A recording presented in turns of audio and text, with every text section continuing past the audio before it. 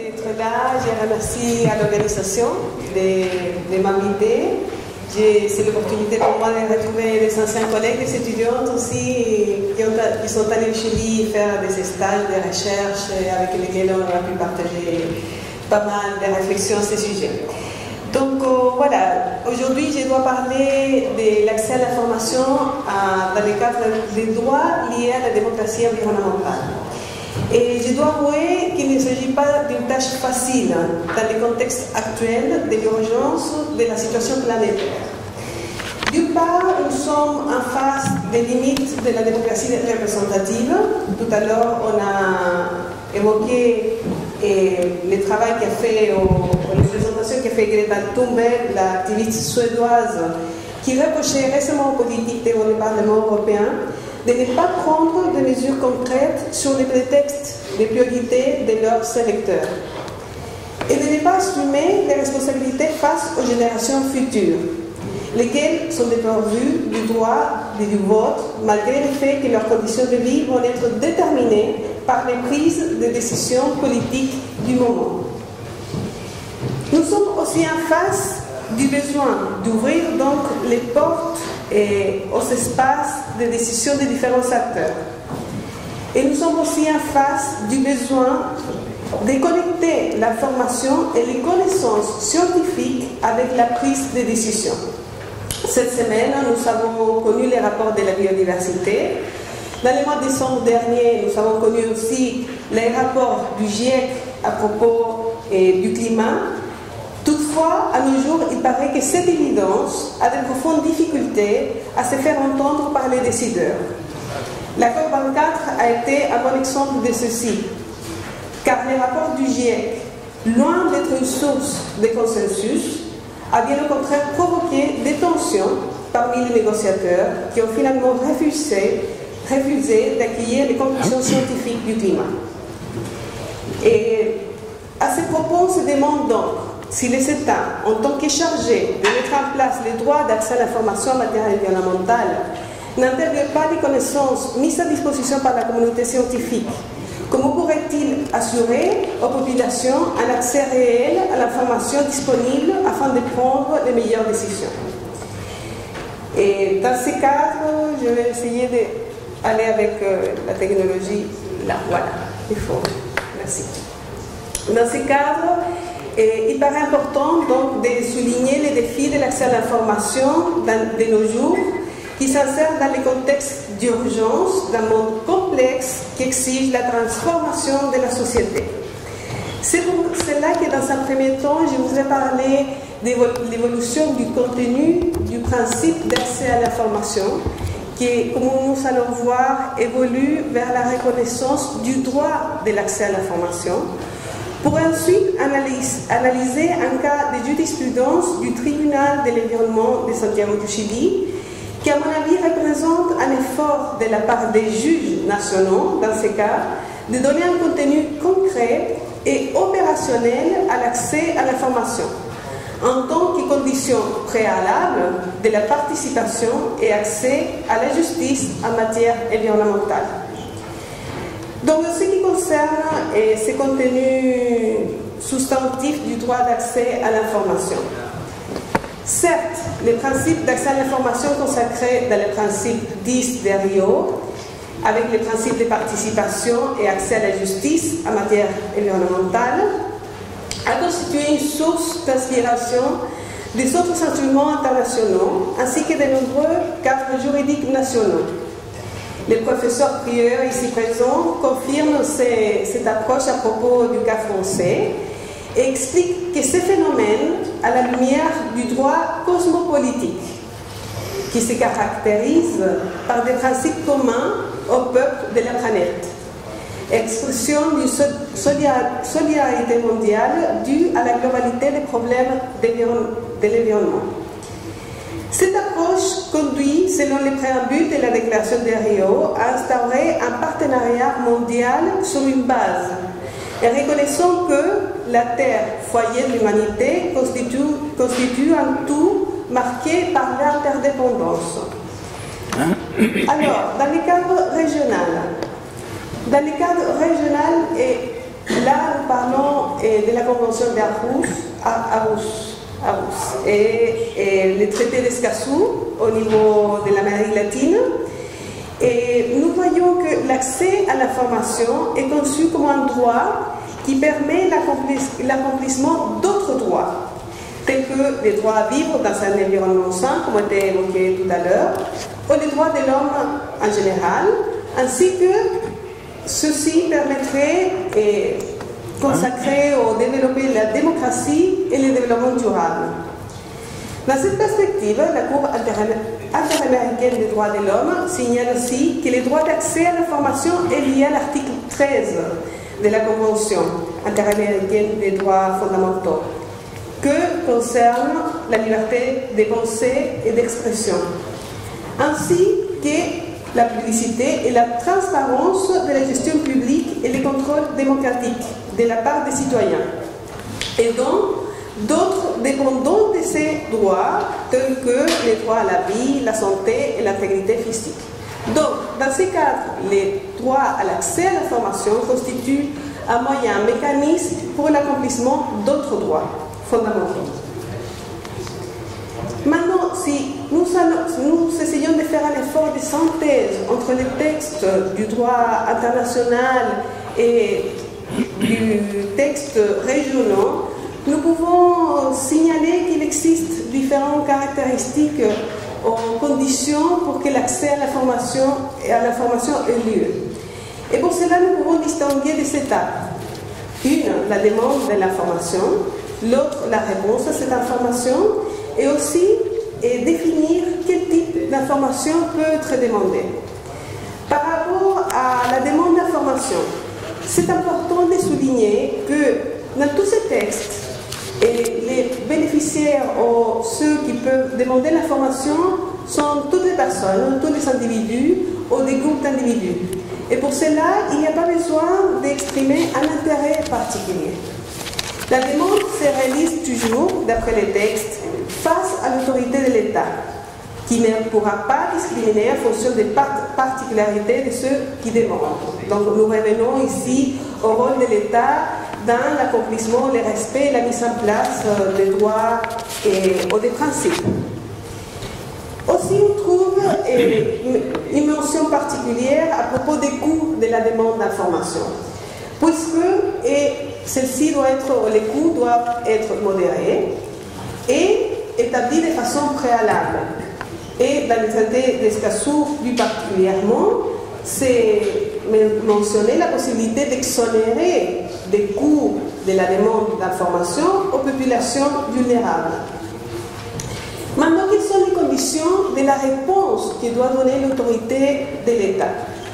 La première condition, c'est de respecter les délais. Et par rapport à ça, autant le traité d'Escazú et la Convention d'Aarhus signalent des délais d'1 mois et 2 mois respectivement. La réponse doit être aussi adaptée à la diversité culturelle de ceux qui demandent l'information. Ceci est particulièrement sensible dans les traités d'Escazú qui concerne des pays de l'Amérique latine qui, dans sa population, il y a des communautés indigènes qui ont différentes langues, par exemple. Donc, dans ces cas-là, la réponse doit prendre en compte qu'il est possible que ceci doit être exprimé dans des langues différentes et une langue officielle, par exemple. La formation doit être aussi complète, compréhensible et dans un langage accessible. Et Escazú, le traité d'Escazú signale aussi le devoir de l'État d'assistance pour les demandes d'information et de faciliter, et plus particulièrement les groupes vulnérables, à cet accès. Maintenant, concernant les types d'informations demandées, ces textes aussi établissent certains critères pour définir quel type d'information peut être demandé. 2 minutes. Je ne vais pas arriver à parler de mon cas, alors Yann, c'est pas juste bon. Donc, les types d'informations demandées, quant au type d'information demandée, c'est toute l'information qui est dans les mains de l'autorité publique. Et dans ce cas, il s'agit autant de l'information d'origine publique et privée. Et ça, c'est important pour les conclusions que je vais donner bientôt. Et aussi, l'information, bon, on parle, et cette information doit être d'intérêt public. Et ces textes aussi définissent qu'est-ce que c'est l'intérêt public. Et le traité d'Escazú, par exemple, parle de toutes les activités qui puissent causer un impact sur les populations. Dans le cas de la Cour africaine des droits de l'homme, celle-ci considère les activités dangereuses qui mettent en péril la santé humaine. Donc, je vais m'avancer sur les conclusions et par rapport au cas du tribunal de l'environnement de Santiago, qui à propos d'un projet qui est soumis à l'évaluation d'impact et qui concernait une ligne de train entre Santiago et Rancagua, destinée à améliorer les conditions de sécurité, mais aussi à augmenter le nombre de passagers, a été l'occasion de discuter comment mettre en place l'accès à l'information comme une condition préalable de la participation. Et à ce propos, quelques conclusions intéressantes du tribunal, c'est que la première chose, c'est de dire que ce principe doit être considéré une norme positive et ainsi reconnue dans le cadre international. Et le tribunal a aussi spécifié ce qu'on doit comprendre par accès à l'information. Et dans ce sens, a spécifié que tous les dossiers des évaluations d'impact devaient contenir toutes les informations qui servent à la base des décisions de l'autorité environnementale. C'est-à-dire, jamais l'autorité environnementale pourrait prendre une décision sur la base d'informations qui ne soient pas dans les dossiers de l'évaluation d'impact. Et pourquoi? Parce que ça permet aux communautés, aux populations touchées par les projets ou activités soumis à cette évaluation de faire ces observations. Au contraire, ils ne peuvent pas faire des observations sur des informations qui ne sont pas contenues dans ce dossier. Et là, j'ai fini, Yann, pour ta tranquillité. Je voudrais juste poser certaines questions par rapport au texte proposé dans ce projet de pacte mondial. Et puisque la première question, c'est l'origine de l'information. Parce que là, c'est un devoir de l'État d'avoir à disposition l'information aux populations, à la communauté, aux individus. Mais qu'est-ce qui se passe avec l'information qui vient du secteur privé et qui a un intérêt public et qui a un intérêt pour la société? Donc, comment pouvons-nous concilier l'intérêt privé commercial, par exemple, en matière de concurrence, avec l'intérêt de la société? Ou bien, quelle est la charge de l'État pour créer et élaborer de nouvelles informations qui est essentielle pour prendre de meilleures décisions? Et je pense par exemple aux études de vulnérabilité des populations face au pacte au changement climatique. Quel est le devoir de l'État de produire cette information? Ou quelle est la charge de l'État pour créer ou élaborer de nouvelles informations qui sont essentielles pour les intérêts des générations futures? Et je pense à ce propos par exemple, au besoin d'inclure les scénarios du climat dans la définition des politiques publiques, instruments de gestion de l'environnement, ce qui dépend d'ailleurs de la capacité des États pour les faire. Et enfin, quelle est la responsabilité de l'État de décider ignorer l'information disponible pour avancer dans la définition des politiques publiques ou adopter des décisions en matière environnementale? Je pense que ce sont des questions qui pourraient être incluses dans la discussion de l'adoption du nouveau projet de pacte mondial. Excusez-moi, mais...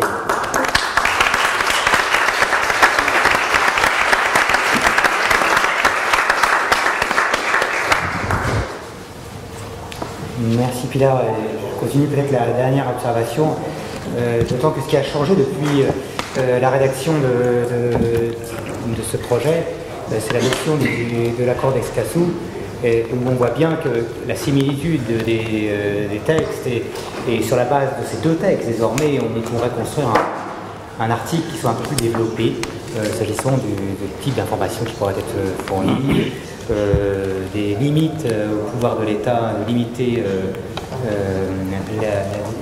l'accès à l'information. Aujourd'hui, on peut peut-être aller un peu plus loin que les autres. Mais je passe immédiatement la parole à Jonas Ebbesson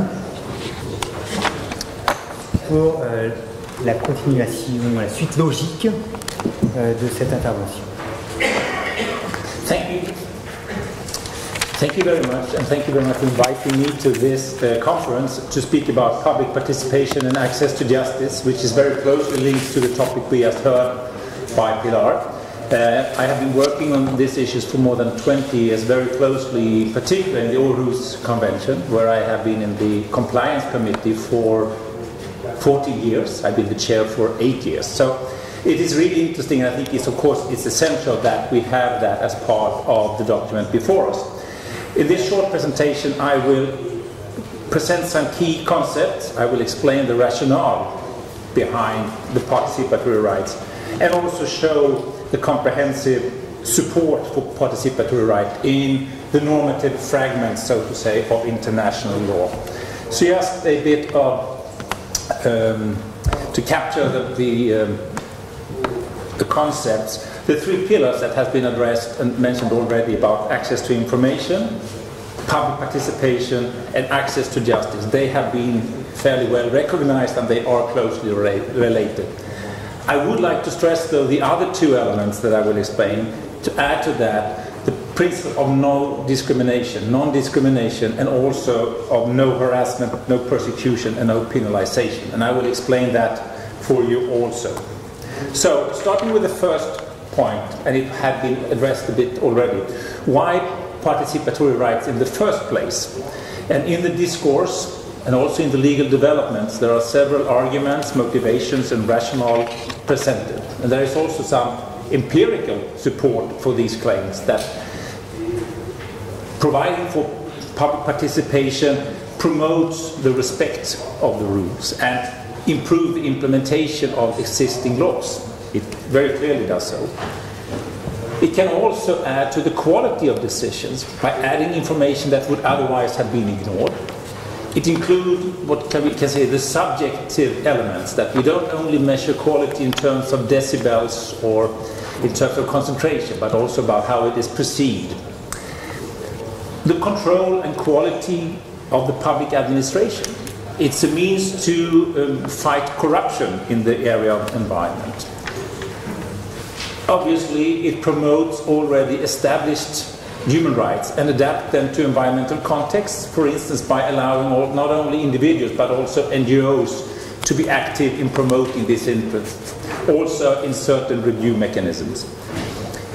Further on, it enhances the legitimacy, and it's very clear that if you have a proper decision-making process where people are allowed to participate, and it is not only a pro forma procedure, but a serious participatory process, even those individuals who were not successful, if they felt that they have been heard, it adds significantly to the legitimacy of the decision. We have had cases in the Compliance Committee of the Aarhus Convention when we have the communicant, the complaint, telling us this is the first time they feel that their government is listening to them.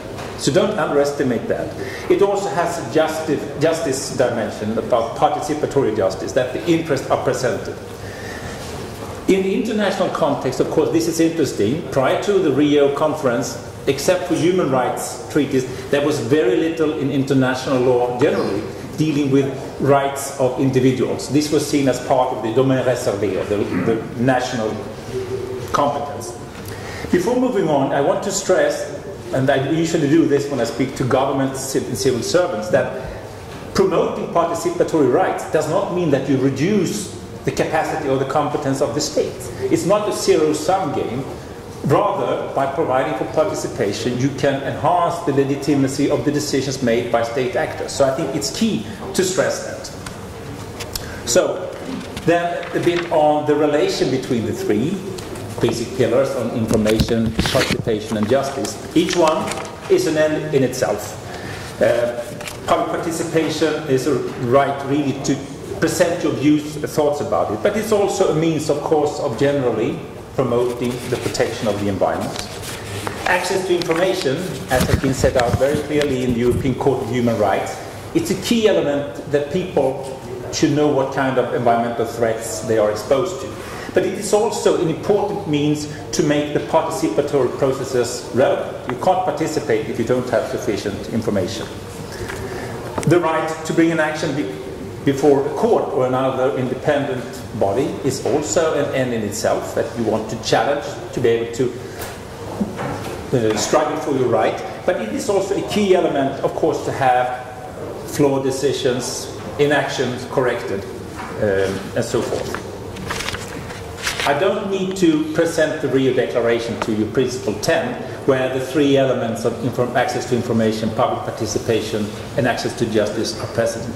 I just want to point out one point in the Rio Declaration, which today seems to be a bit outdated, if it wasn't it already in 1992. And it is that it refers to all concerned citizens, which may give the impression that it is only a matter of participation within each state. Whereas, as I will give some examples on in a while, we see also, of course, that the environmental effects, they don't care about passport control or whatever, they cross state borders. So this principle has been enormously important for this development, both with respect to the development of environmental treaties, but also with respect to the development of jurisprudence in human rights regimes. Just to show you here a bit of example, the key concepts of access to information, participation and access to justice, non-discrimination, no harassment, they are very well set out both in the Aarhus Convention and the Escazú Agreement. What we see is that the existing human rights treaties with the existing human rights bodies have been reinterpreted in light of this, so that the already established concepts such as freedom of speech, freedom of information, political participation, the right to life and privacy, the right to family life, the right to a fair trial, has been reinterpreted in light of this in a very interesting way. So there's a cross-fertilization, so to say. We also refer to human rights instruments in our reasoning in the compliance committee, so it's not only a one-way street. I want to just show you, without going through the list, of course, the comprehensive support in international law for participatory rights. Here is a list of global instruments, and what I want to flag out is that prior to the Rio conference, the support, although it was not yet expressed, was to be found in the human rights treaties. They had been adopted before. In hardly any environmental treaty of global scope was there a mentioning of participatory rights before the Rio conference. However, in essentially all the environmental treaties adopted either at the Rio conference or after, is there a mentioning or a provision. I have the full list, I don't need to go through it, but also like in the very recent ones, that the Minamata Convention, the Paris Agreement, there are references to participatory rights. More or less specific, more or less ambitious. Nevertheless, they provide a normative support for this general development. It's also apparent at the regional level, where we can see a bit of an asymmetric support, but we have both in Europe, in the Americas, and we have also in Africa, by the way, strong support both in human rights regimes and in environmental treaties for this development. And there are also in other non-legally binding documents with normative value support for this same development. So just a few points here. Public participation, it means a right, a serious right, to present your views and comments about a project before the decision is made. And this refers to specific activities, plans, programs, policies, etc. And those views should be able to be addressed before the decision is made. It should not only be a pro forma participation. And it's also serious to make sure that these comments are taken into account, even though participation does not mean that you have a veto for it. And there is, as I pointed out, comprehensive support for that. Access to justice is not only a matter, well, only it's a matter of having access to a review body, but that there should also be available relevant remedies for that. And again, access to justice is not like the Ritz Hotel, that is open for everyone who can pay. It is a key point that it is not prohibitively expensive. And all the measures that I have mentioned so far have been addressed in the Aarhus context by the Compliance Committee, for instance. Then, to the final 2 points, non-discrimination is a key point also. I want just to say a few words about the case we had in the Compliance Committee. Members of the public in Germany complained that the UK failed to provide opportunities to participate for the members of the public in Germany that were equal to those in the UK. For sure, the members of the public in Germany were allowed to make their comments, but they complained that the UK had not informed the members of the public. In the Espoo Convention, there is a procedure where the governments inform each other, but the question was, should the UK have informed the members of the public? And the outcome of the Compliance Committee, which was endorsed by the meeting of the parties, is yes, the UK failed to comply with the Convention because it had not directly and actively notified members of the public in Germany. I think this is something we will see more of, not least in the context of climate change. I don't have time to say anything about the pending case in Germany, where the Peruvian has brought the German energy company to court. Finally, this is also a key point, and I think in particular in the Escazú agreement this has been stressed, that unless you feel that you are safe in requesting information, in voicing your concern and in bringing cases to court, you don't dare to use these rights. I've seen the figure that there are, every 4th week, some environmental activist is killed. I don't know how it's counted. But this is a key point that states must make sure that members of the public are not penalized when enjoying these rights. I was recently at a conference, at the seminar in Tehran, where this issue had taken place before, to stress this, that in terms of participatory rights, it's not only a matter of putting on paper the 3 lists, the 3 rights that I mentioned, but you must also ensure that members of the public are not afraid of exercising them. Finally, I just wanted to add a few comments in relation to the draft text about participatory rights, where I think improvements can be done. It should be stressed that we're speaking about all options should be open at the time when members of the public can participate. This right should be available without discrimination as to citizenship, nationality, domicile, ethnicity, place of the harm. And finally, parties shall ensure that persons are not persecuted, penalized, harassed when exercising their participatory right. Thank you very much.